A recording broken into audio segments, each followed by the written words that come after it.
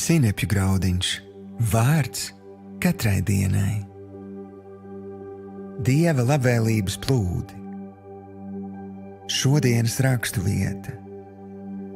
Kad viņš palaiž vaļā ūdeņus, tie pārpludina zemi un pārveido to. Ījaba grāmata, 12. nodaļa, 15. pāns. Šodienas pārdomas.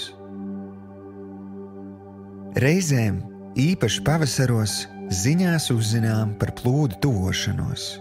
Tas nozīmē, ka tuvākajā laikā upes bagātīgi piepildīsies ar ūdeni. Tās aizies no ierastajiem krastiem.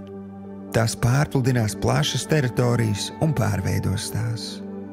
Tieši tāpat kā laika ziņās, arī Dievs tev šodien saka: tev ir pienācis Dieva plūdu brīdinājums.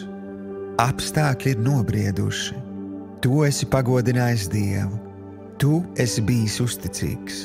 Tu izturēji pārbaudi, tāpēc tūlīt sāksies manas labvēlības plūdi, jaunu iespēju un dziedināšanas plūdi.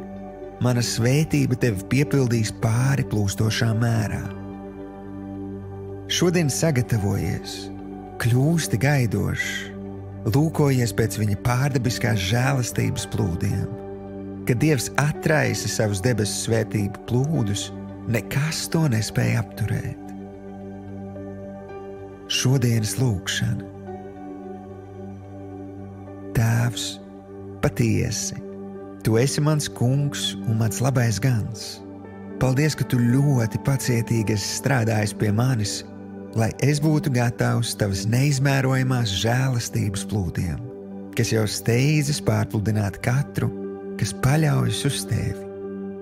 Jēzus vārdā. Āmen.